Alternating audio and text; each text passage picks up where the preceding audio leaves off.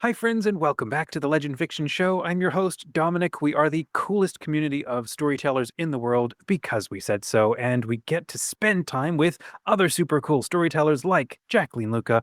Welcome back to the show, Jacqueline. How are you? Good. Thank you so much. How are you?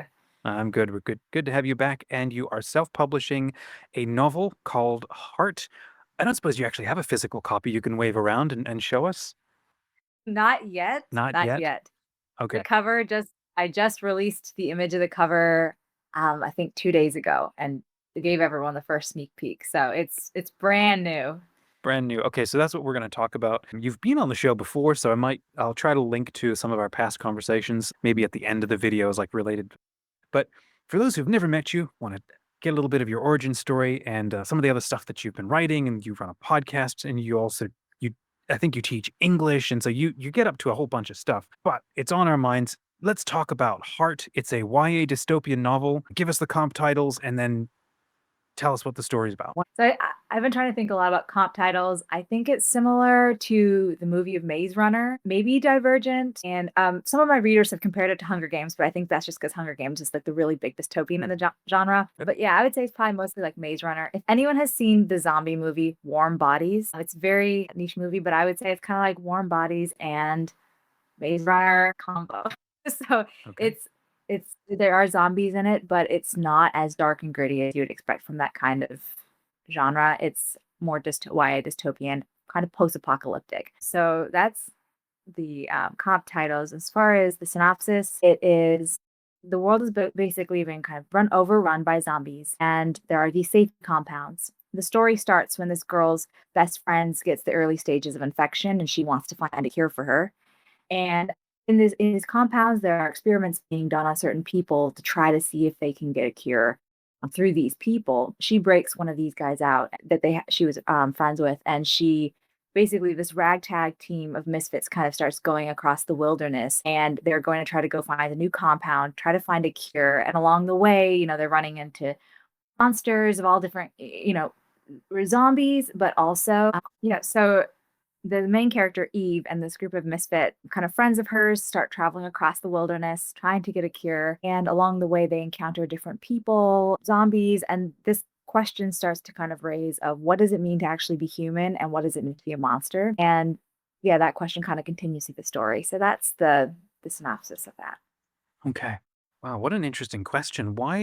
So why does an English teacher write a book about zombies or a zombie-infested world and it's called Heart and the theme is about what it means to be a monster and what it means to be a human? Like why did that theme just force you to kind of stop your life for like 1,000 hours and write this story? Why does that matter to you? Question. So I think this question started for me to some extent when I was in college, and I picked up Dracula for fun. And in Dracula, there's this monster who's very similar to us, and you can become that kind of monster.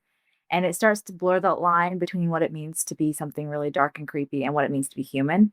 And you have to kind of fight in a different way to find your humanity within that context.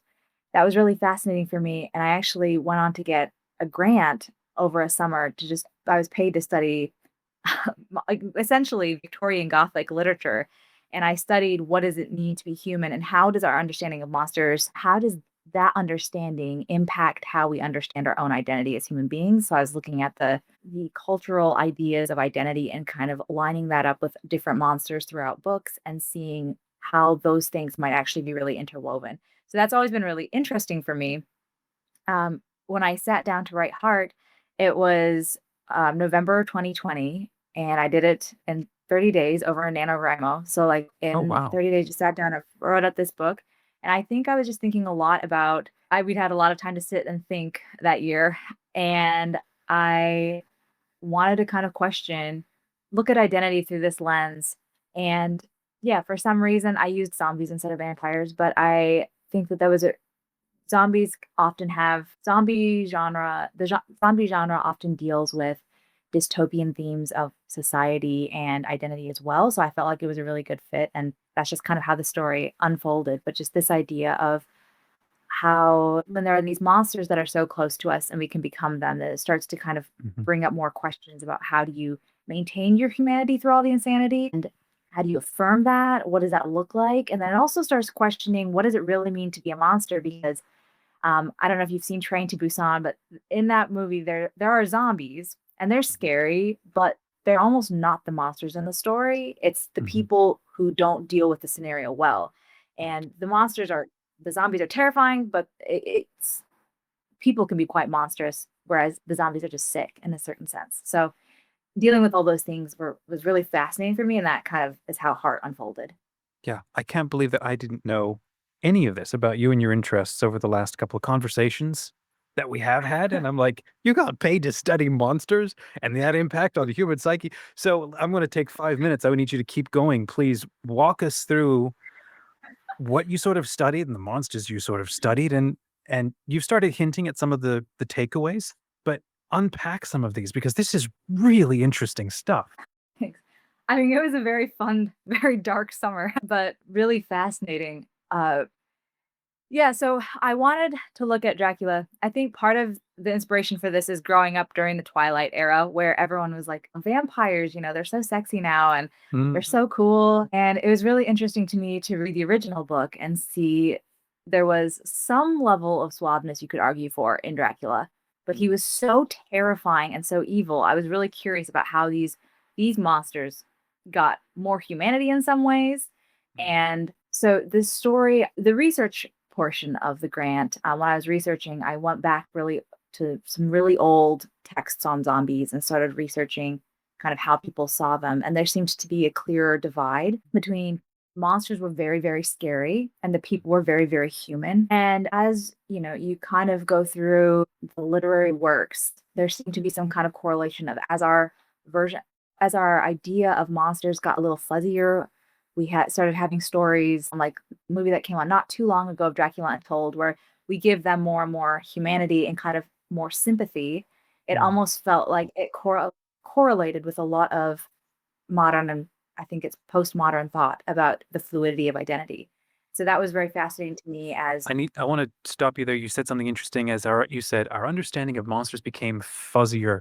What does that mean? That's interesting. yeah, where we're not really sure how monstrous they actually are. I think in Dracula, there's some sense that he needs to be stopped. There's this Mhm. vampire who's wreaking havoc on people's lives. In Dracula Untold, for example, or more modern books on monsters, sometimes those monsters they do the same very terrible things potentially in those books, but we're not sure if they're pure monster. And Right. so there's the sense that there's more ambiguity, I guess, to their Right, right. character. And I feel like it links up with the ambiguity of our own sense of identity as well. So That's so interesting. So how would it sounds like there's a working definition then of a monster that the more we recognize that there's a monstrosity or a monstrous capability in human nature, we have to tell fuzzier stories. But there were some older stories where we were desperately trying to figure out what are the edges of this conversation. Where is sort of the human edge? Where does the monster begin? What's your definition, working definition of like an actual monster versus, an actual human, like this old Dracula, like you say? that's a good question. Definition of a monster. I guess that'd be really tricky because the first thing that comes to mind is I wanted to say something that acts monstrously, but that's using the definition or the term in Right. the definition, which is not, it does not work. I think, and I haven't, this is kind of off the cuff answer, but I Yeah, think yeah. I would say a monster causes harm and has Mm, lost some sense of their past humanity. And by that humanity, I would mean the goodness and the dignity bestowed by that title. right. So in Dracula, for example, he was a human. He killed so many people that he started to lose sense of the worth of human life and any kind of goodness. So I think monstrosity in some way, or being a monster in some ways, is just a being that has lost the goodness Yeah, or right. and Okay. lost the goodness in themselves, but also lost the ability to be good to others. So Mhm. monstrous in that sense of like you are terrible to other people, you're wrecking their lives, but it's this, yeah, almost in Yeah. Dracula's case, it's a lost sense of identity or lost sense of goodness, I guess. That's really interesting. So just listening to you, here's a what do you think about this sort of phrase? Monstrosity or being monstrous is having the qualities of a monster, but to define an actual monster, it would be a being or something that either was never was human or has lost their humanity pretty irreversibly to then be Yeah. classified as a monster, you can never come back and be a human again. If you can come back and be a human, then you're just in the sort of the gray, fuzzy area of being monstrous like a monster. So it sounds like with Dracula, he at some point crossed a line where he can't return to ever be human again, and he's stuck as being a monster. Whereas, darn, what are the sparkly vampire? What's his name? Edward. Edward is Edward.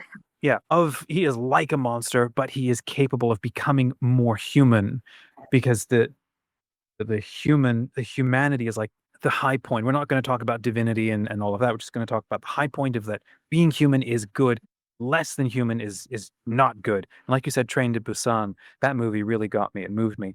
You're right. There's like the zombies are kind of like they are monsters, but then to have people acting monstrous is almost worse because there's a greater not just capacity, but like demand for them to be good and to be more human. And so there's like less fault on the things that have become almost animal-like. The zombies are almost like animals in that they're not. There's not an evil in it, you know. Whereas Dracula, there's more of an intentional sort of demonic evil thing. I don't know. So keep going with Exactly. your your research that and the monsters you were studying. Did you also know? And I'm curious. Did you notice because you're interested in Korea so much more than I am? Is there a difference in how monsters are treated around the world? That's fascinating. I'm trying to think.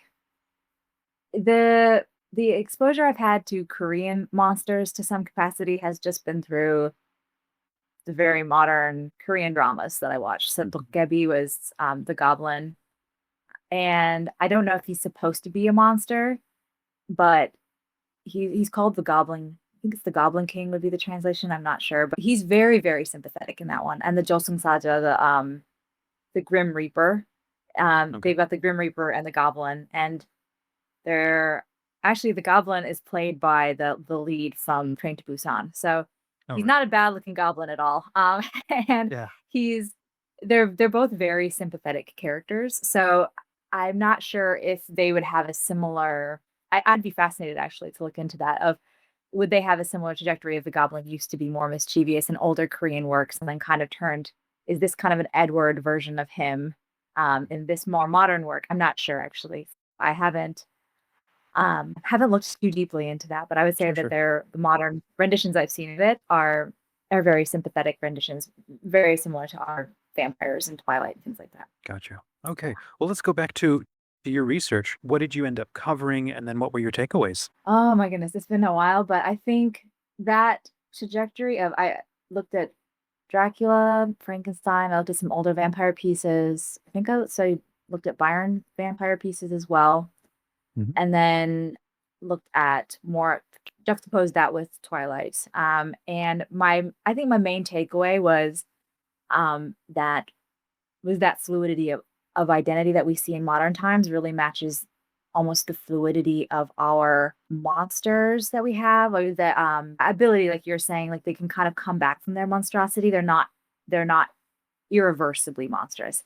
And I think in some way, so I think there's a lot to explore then in the modern monster and human, if you will. I think that there's a lot to look at, and you can really play with the questions of what does it mean to be human, what does it mean to be monster.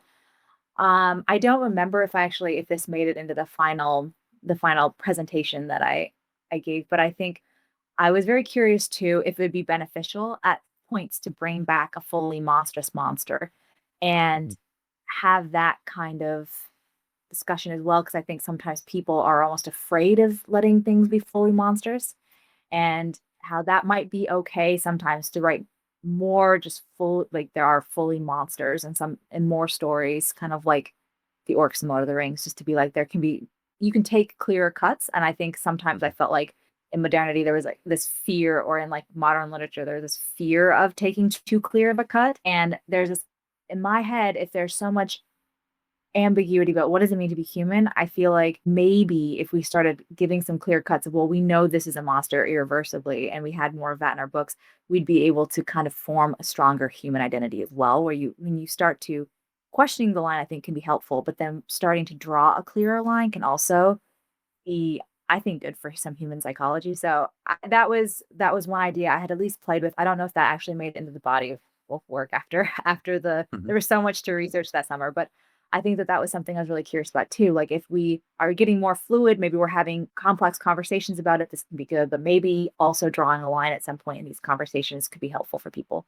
So Absolutely. those are some Okay, so thoughts. now I can understand more why this novel kind of matters to you. So what made it into your novel? What kind of monsters are we dealing with? I think it's probably safe to ask these kind of questions without giving it away. And the fact that it's a book launch, I also want to hear about the characters and the process of writing and everything. Well, you did say it was NaNoWriMo. So then the editing process and the fact that you're self-publishing, want to come back and ask about that. But can we talk about the monsters that are in this novel, Heart? Yeah. Yeah. So there are there are a couple different kinds of monsters in this book. There are, of course, the zombies, and they are a lot like the zombies in Train to Busan, in my mind, at least, Okay. where they are. It's almost hard to call them monsters because they're really just victims of an illness, and they're not. If they've lost their humanity, it's sad because it's this disease, this infection that takes people over, and it makes them something that they Right. weren't. But it's also, in some ways, kind of the society's anyone who's not helping them. It's kind of there's the weight of the loss of humanity on those people who aren't helping them as well. So Mhm. there's the zombies running around that the infected who are kind of like the monsters in the story, and just in terms of they're running after people. They're a Right. bit of a jump scare element. Then I would say that are also some people who have in some ways lost their humanity because they've given into maybe fear or just this desire to try to protect themselves at all costs and lost Mhm. their own their own love of other people. And so you'll definitely see those kinds of people in Heart as well, where the villains are people who have started to forget what it means to be human and started becoming more monstrous in their fear of the monsters that they see in the Mhm. zombies. So Okay. yeah, those are the two different Wow, wow. You monsters. mentioned that Maze Runner was a big, well, comp title inspiration for you. I love the premise of that first movie. Just, I don't know why I love that movie, but I just do. What is it about Maze Runner that you like that you worked into this or took inspiration from for this story? I love this sense of trying to figure out what's going on beyond your own walls.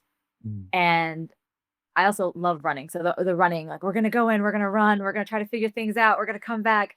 Just very tangibly, I think that's just a very fascinating concept for a book. So this sense of there's something important going on, but we're trying to figure out more and more of that was really it's very engaging. So I think that overlapped into Heart. And in terms of them, I guess it's different than going outside the compound to going outside, as opposed to the Maze Runner, them going into the maze. But there were some, yeah, maybe some overlapping or parallel elements of running in and trying to figure out more and trying to, in some ways, escape the confines that you Mhm. found yourself Right. in. So tell us about the main characters, um, and what makes them so compelling. Eve is the main character. Eve Nearcott, and she is um, older teen girl who has lived life inside this compound. I don't think she remembers her life outside of it. And so she's grown up inside the safety haven, which she is told is, for her protection because outside is terrifying, which there are infected running around, so it is. But she starts to feel like it's a prison. And there's also this weight on her in this compound because there's this sense of constant fear, I guess, and constant pressure. She's pushed really hard to keep adapting, keep advancing, keep growing, like, how to learn self-defense just in case anything bad happens. She has to learn how to fight just in case anything bad happens or learn how to shoot a gun. And there's this constant pushing her to make sure she's protecting herself. But I feel like her whole life starts to feel like it's one response to fear. And that Mhm. just does not it's not good for somebody to grow up just fully responding, fully living a life in response to fear. And so that is part of her origin. She's so kind of to back up a little bit and heart part of the experiments that people are doing. So this is a regenerative, like this is a disease where you know somebody's heart might stop, of course, but then they come back and they're still going to keep going. And so in these experiments in the compound, the doctors are experimenting on people trying to see if they can create a cure. They're also creating along the way, they're discovering different ways to enhance the human being. So Eve is actually it's almost superhero-esque where Ooh. She can run faster because they're learning how to give these enhancements to human beings. And so she's got, better sight maybe than others. She can run faster. So she's a very strong character, but she's also a character who's trying to navigate living a life completely based off of fear and how to break free of that. So there's a lot of vulnerability too. So um she's kind of a nice juxtaposition where she's really vulnerable, but she's really strong and she's really cool. So she's a fun character to follow. She's very compelling.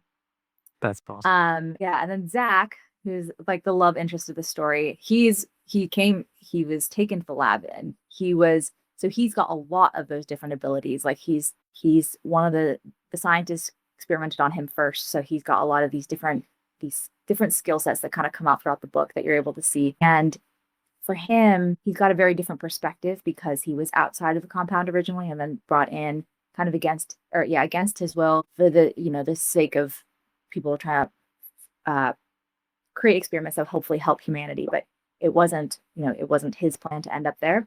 He's got a very different perspective on whether or not the compound is actually safe, because for him, of course, it would be safer if he was outside of the walls and people weren't experimenting on him. So for him, he's got a very different perspective of things.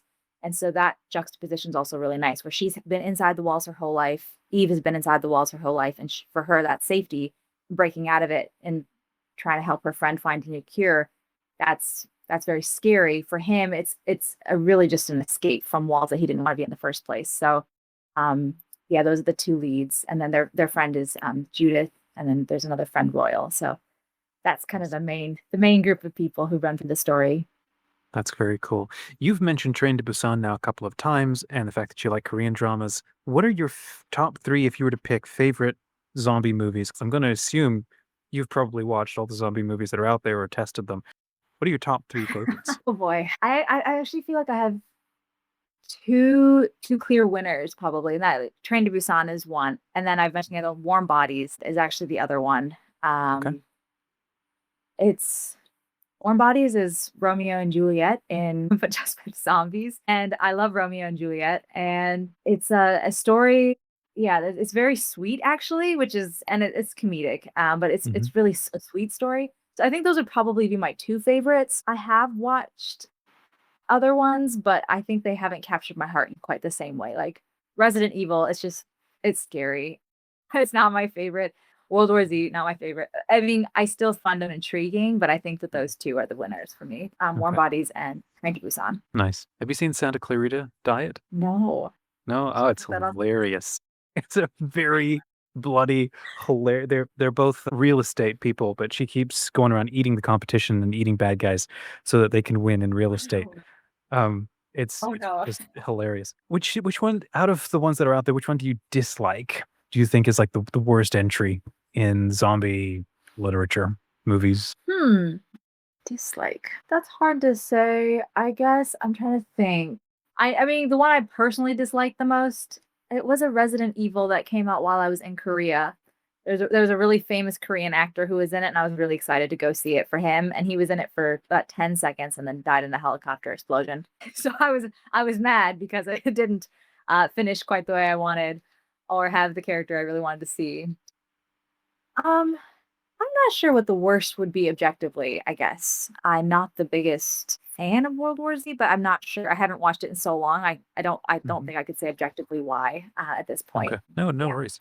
So, what are you working on these days apart from, so you've got your book launch. Let's talk about the book launch and the fact that you're self-publishing. When is it coming out?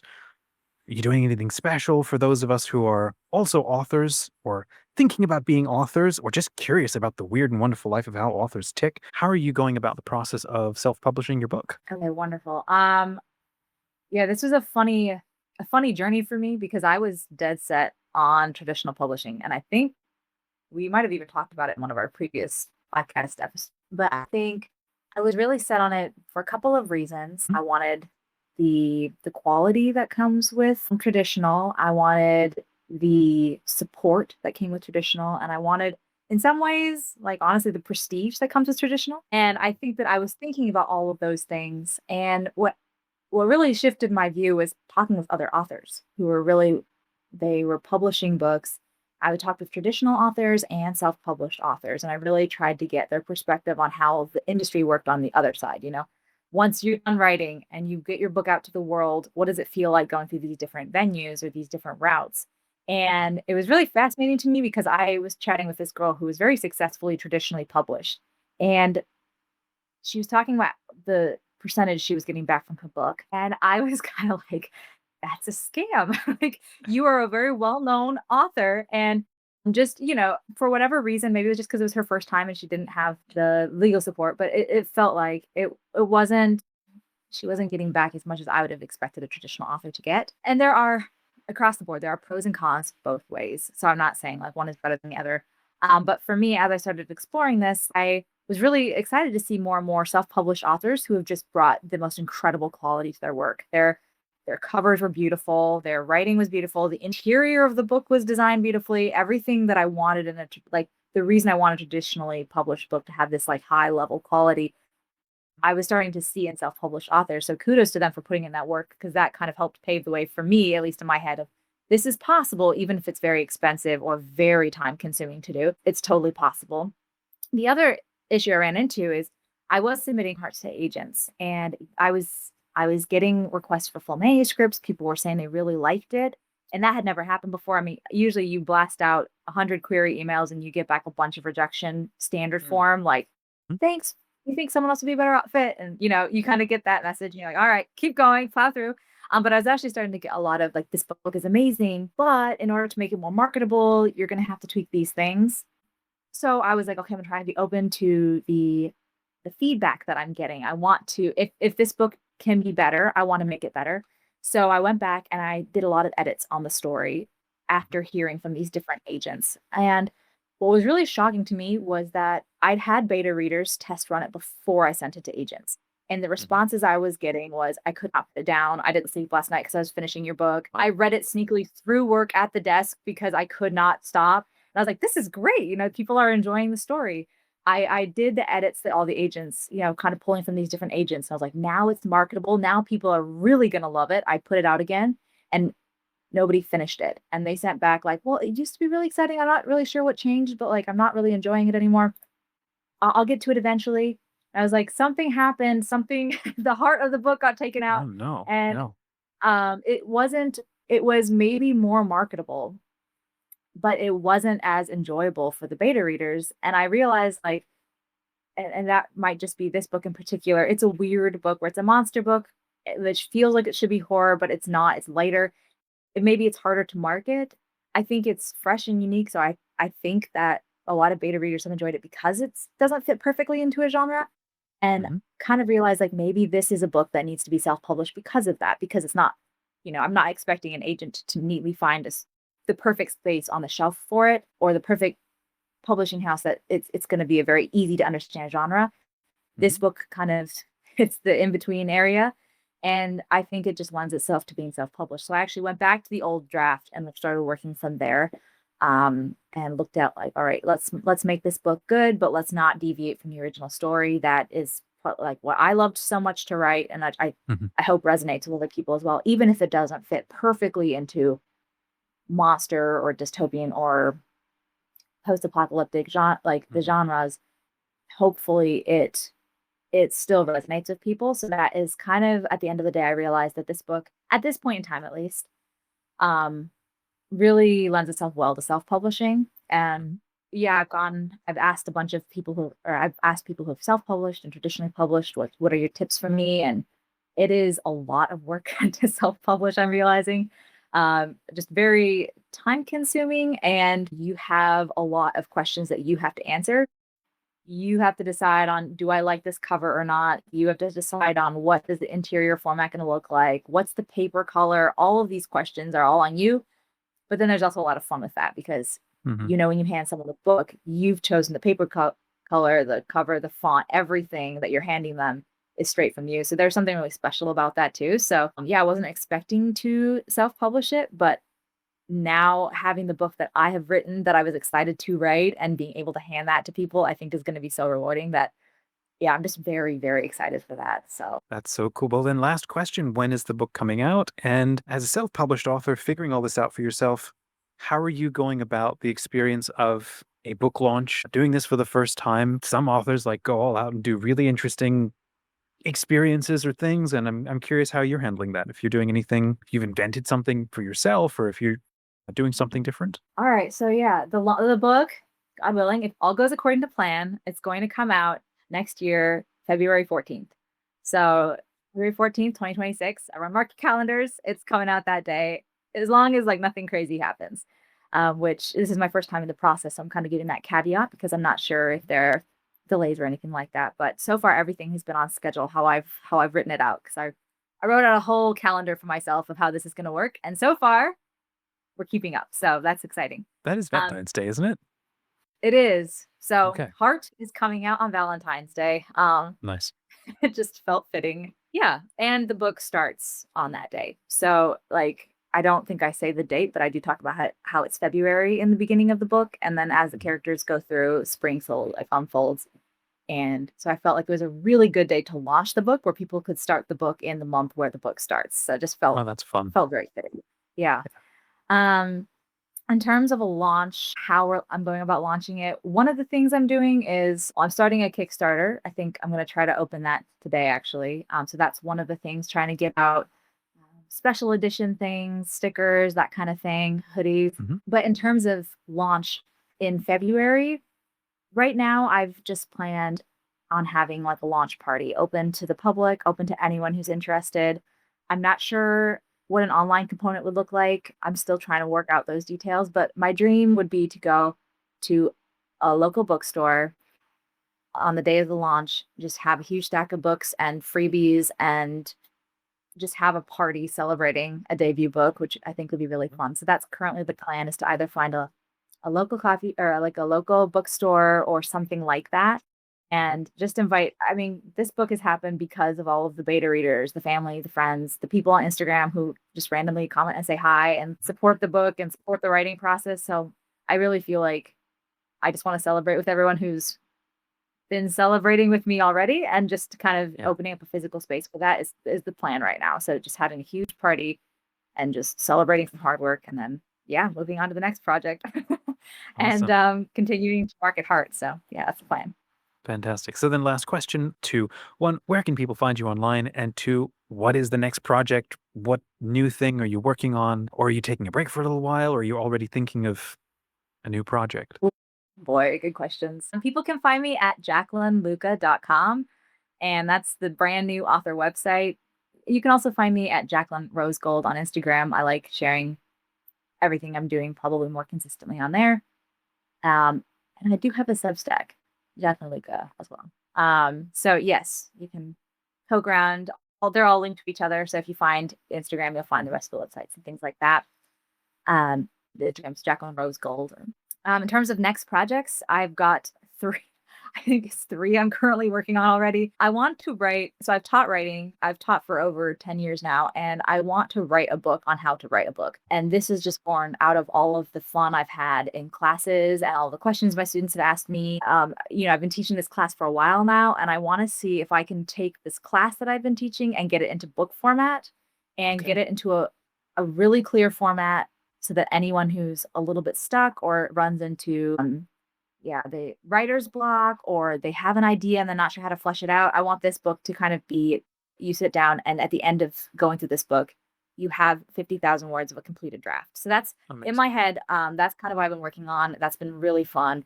And then, of Hmm. course, still working on fantasy projects like Sands of Null, the fantasy book that I've been working on for, I think, it's like 16 years now.